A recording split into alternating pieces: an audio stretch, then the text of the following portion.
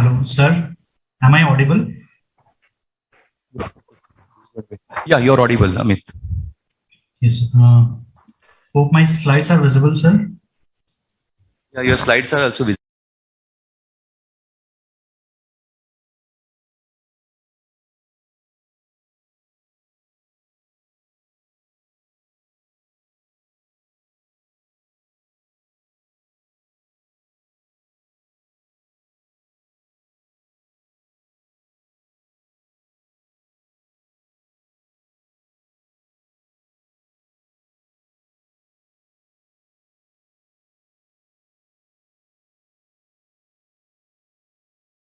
Then benefit over radiation alone. Then what are various regimens which are available and what are the evidence for these regimens? Then we'll compare various chemotherapy regimens. We know that CTRT is given either in the form of concurrent chemoradiation or sequential chemoradiation. We know that time and again, concurrent chemoradiation has proven superiority over sequential one. This is the screenshot from NCCN guidelines where we can see T4 stage, whether it is N2 or N3, there is definite role for definitive chemoradiation. Similarly, if it is N3 nodal disease, irrespective of T stage, definitive CTRT is the treatment of choice. For T3 stage, if it is invasive and N2 nodes are there, definitive CTRT is there, the treatment of choice, standard of care. And similarly, if a patient has undergone resection, if N2 nodes are there, and especially if margin is positive, then it is CTRT, which is the treatment to be offered. This is from ESMO guidelines, which also suggests N3 disease or extensive mediastinal N2 infiltration. Then non-surgical multimodality treatment, that is CTRT, is the treatment of choice. So what are the benefit of CTRT over definitive RT alone? So we know that until 1990s, the radiotherapy alone was standard of treatment, but with very dismal or very minimal survival. The 5-year survival rate was less than 10%. But now CTRT has been the standard of care, and we all know the principle of combined chemoradiation. The radiation takes care of local regional disease, and chemotherapy has basically two effects. It takes care of distant metastasis, although the doses of chemotherapy given here are not that much what we give in the neoadjuvant or adjuvant or in the palliative settings, but still it takes care of distant metastasis. And the main effect is it acts as radiation sensitizer, and which increases the effect of radiation treatment. So there are various meta-analysis which time and again have proven the benefit of concurrent chemoradiation over RT alone. This is one meta-analysis published in BMJ in 1995, which included 22 trials, almost 3,000 patients. And out of them, 11 trials which have used cisplatin-based regimen as concurrent chemotherapy, 1,700 patients. And they found out that these trials which used cisplatin-based chemotherapy regimens had strongest evidence in effect in favor of chemotherapy.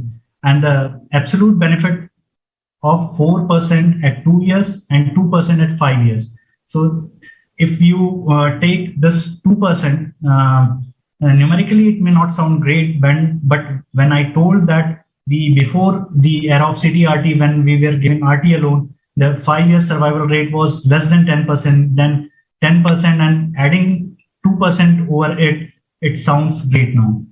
So another meta-analysis which included almost 1,900 patients, and they used various chemotherapy regimens, these trials, and for cisplatin-based groups, they found that the odd ratio of decreasing the death at 1 year was 24% and at 2 years was 33% reduction in mortality. So it again proven the efficacy of cisplatin-based regimen. Another meta-analysis which included 9 trials, and all these trials actually used platinum-based chemotherapy regimens, either cisplatin or carboplatin. They again found out that the hazard ratio of 0.89 for the survival, it means 11% reduction of the death, and the absolute benefit of chemotherapy at 2 years was 4%. Again, another meta-analysis which included 13 randomized controlled trials. They use various chemotherapy regimens. We can see here the regimens: platinum-based chemotherapy, carboplatin, cisplatin plus nevirapine, paclitaxel carboplatin, cisplatin etoposide, and so on. So what they found that with these 13 randomized controlled trials, at 1 and 2 years after treatment, the hazard ratio for overall survival at 1 year was 0.67 and at 2 years it was 0.57. So it again proven the efficacy of CTRT over RT alone in non-small cell lung cancer. So now we have clearly shown that there is benefit of CTRT over RT alone. These are the various regimens which are recommended by NCCN guidelines. Although apart from these, other regimens can also be used and is being used, but the preferred regimens for non-squamous non-small cell lung cancer are the pemetrexed carboplatin or pemetrexed cisplatin, then other regimens like paclitaxel carboplatin and cisplatin etoposide. For squamous, paclitaxel carboplatin and cisplatin etoposide. So now we'll see the evidence for all of these regimens. ESMO guidelines also suggest the efficacy of the cisplatin based regimen should be used for concurrent chemotherapy. So cisplatin etoposide, there is one phase 2 trial of it. It was a single arm phase 2 study where cisplatin etoposide was given as concurrent chemotherapy regimen, and what they found that the objective response rate of 84% with 68% CR rate, and the overall survival at 1 year was 70% and at 2 years was around 40%. So this showed the efficacy of this regimen. Another regimen which is widely used is paclitaxel carboplatin. There are various phase 2 trials, single arm, 3 arms, and other regimens. So this is one phase 2 study of paclitaxel carboplatin where it showed the median OS of 20.5 months and also 1 year OS of 56%. Here it was given weekly paclitaxel and carboplatin, and the grade 3, grade 4 esophagitis was 46%. Another phase 2 study of paclitaxel and carboplatin where it was given in 3 different sequences. In one sequence, it was given as sequential chemo radiation. Another, it was given as induction chemotherapy followed by CTRT, and in another regimen, CTRT followed by consolidation paclitaxel carboplatin. And what they found out that the median OS was nearly the same. There was no statistical difference, although numerically the OS was higher in the arm 3. That was concurrent chemo radiation followed by consolidation paclitaxel carboplatin. And the esophagitis part, grade 3, grade 4 esophagitis, was seen in the arms where concurrent chemo radiation was given, that is arm 2 and arm 3. It was 19% and 28%. Another phase 2 trial of paclitaxel and carboplatin, it was given as, it was a single arm phase 2 study, and here also objective response rate of 71% with grade 3, 4 esophagitis of 38%. So another taxane platinum combination, docetaxel and carboplatin, we have 2 phase 2 studies for these where these have been given either in the weekly form or 4 weekly regimens, and they found that in one study the median OS was 12 months and in another study objective response rate was 79%. The esophagitis grade 3, grade 4 toxicity was in the tune of 20%.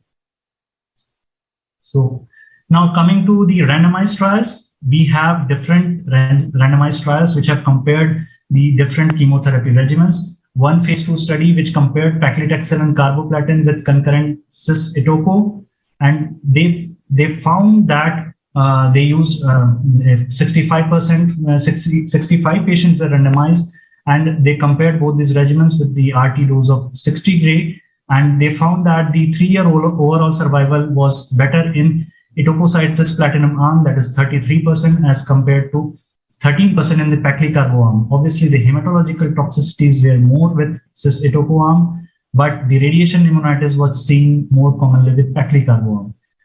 Again, in the next phase, it was done as a phase 3 study. They compared both these 2 regimens, and they found that the median survival was nearly same. There was no statistical difference, but the grade 3, grade 4 esophagitis was seen more commonly with cis-etopo arm, although the radiation pneumonitis again was seen more commonly with paclitaxel carboplatin arm. There was another phase 3 study where they compared this paclitaxel carboplatin with two other regimens. One was cisplatin, vindesin, and mitomycin C, and another chemotherapy regimen, irinotecan and carboplatin. These three arms, and what they found that there was nearly similar long-term outcome, but the paclitaxel carboplatin arm has a safer toxicity profile. Then another phase 3 study where docetaxel cisplatin was compared against MVP regimen, and the objective response rate were similar, no statistical difference. The grade 3, grade 4 hematological toxicities were more commonly seen with MVP arm, while the esophagitis was seen more commonly with DP, docetaxel cisplatin arm. So with these randomized trials, we have shown that cisplatin-based regimens are probably having superior effect in terms of efficacy as compared to other regimens, but albeit with more toxicity, especially hematological toxicities, esophagitis, etc. Then pemetrexed cisplatin, which has been approved for use in non-squamous small cell lung cancer. This was a PROCLAIM study where previously untreated stage 3A, 3B non-squamous non-small cell lung cancer patients of performance status 0 to 1 were randomized into two arms. In arm A, pemetrexed cisplatin was given with radiation for 3 cycles, followed by 4 cycles of maintenance pemetrexed. In another arm, the etoposide cisplatin was used as concurrent and the consolidation regimen. And we can see here the graphs, the survival curves are overlapping to each other. There was no statistical difference between the two. Actually, it was a superiority study, but the superiority of pemetrexed cisplatin could not be proven. This is the side effect profile, which we will be discussing later in coming slide. So we have shown that cisplatin-based regimens are the one which have shown their efficacy as the concurrent chemotherapy regimens, and we should use them whenever possible, whenever feasible. Now, coming to the complications of different chemoradiation regimens, we'll discussing through the various trials. This is from the trial where the cis-etopo was compared with the paclicarbo. We can see here the esophagitis in the cisplatin etoposide arm is 20% as compared to 6% in the paclicarbo arm. But if we see the radiation pneumonitis, it is more commonly seen with paclicarbo arm. Similarly, the gastrointestinal toxicity is also more commonly in the paclicarbo arm. So probably paclicarbo concurrent chemotherapy is causing more radiation pneumonitis as compared to other regimens. This side effect chart is from the trial where 3 regimens have been compared. We can see here the MVP regimen, irinocarbo regimen, and paclicarbo regimen. Almost all the toxicities, whether it is neutropenia, leukopenia, anemia, febrile neutropenia, all the toxicities are less with paclicarbo regimen. But if we see the esophagitis, which has been seen more commonly with paclicarbo regimen, pneumonitis, although statistically not significant, also more common with paclicarbo regimen. Now coming to the dosages versus MVP comparison, we can see here the hematological toxicities are more commonly seen with MVP regimen. However, the dysphagia or pneumonitis are seen more commonly with the docetaxel cisplatin arm, although statistically not that much significant. From the PEMCIS versus etopo-cis trial in the non-squamous non-small cell lung cancer, we can see here the hematological toxicities more with the arm B, that is the cis-etopo arm, and febrile neutropenia complication also seen more commonly with the cis-etopo arm. So PEMCIS appeared to be safer as compared to the cis-etopo for non-squamous small cell and non-small cell lung cancer. So how to choose different regimens? How to choose amongst these different regimens? We know that whenever we choose chemotherapy for any situation, whether it's NSAT, palliative, whatever, we take these factors into account, age, but we know that it does not, the chronological age does not matter. What matters is the physiological age most, then comorbidities, nutrition, nutritional status, then lung function, any previous predisposing factors for pneumonitis, then performance status, and then platinum eligibility. As we already told that whenever feasible, we would prefer cisplatin-based regimens. then also the toxicity profile of chemotherapy. So all these factors will have to take into account. So there is one meta-analysis which has compared these various regimens with concurrent radiation. They have taken articles from various libraries, including PubMed, MBase, Cochrane Review, and we can see here various randomized trials have used for this meta-analysis, whether it's phase 3, phase 2. Various chemotherapy regimens have been used: cisplatin, etoposide, paclitaxel, carboplatin, and so on. And what they found that if we take the single trials, we can see here the difference between etoposide cisplatin versus paclitaxel carboplatin. There is significant difference between these two regimens. The hazard ratio is for overall survival is 0.85, and for PFS it is 0.66. And the objective response rate is almost similar. The hazard ratio is 1. So for different trials, it has been done. And what they found that out of total 14 randomized controlled trials with nearly 3,000 patients, and with the direct comparison meta-analysis, the etoposide cisplatin was more effective than paclitaxel cisplatin or paclitaxel carboplatin in terms of overall survival and progression-free survival.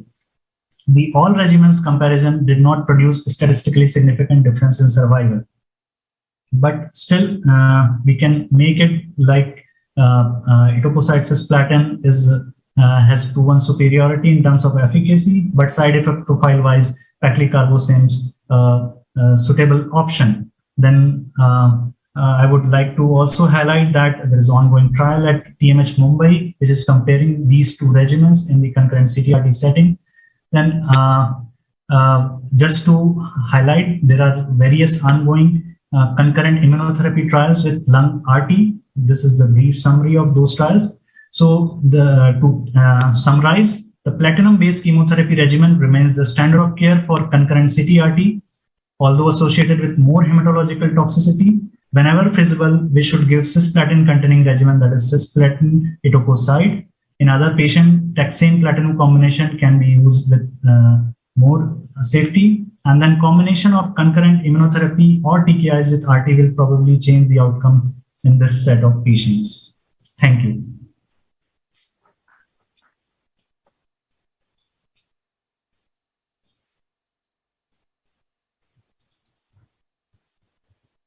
Amit is there? Yeah, still. Yes, Yeah. sir. Yes. Sir. So just Amit, one question from my side.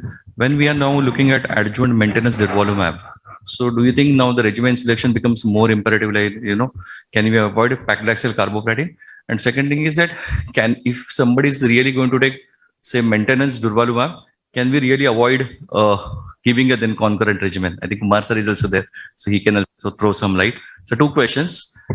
Somebody is going for durvalumab, maintenance durvalumab. Yes, can we avoid concurrent chemo, or shall we not use then paclicarbo? Because definitely pneumonitis is much more. Correct. Or that should also determine. Correct.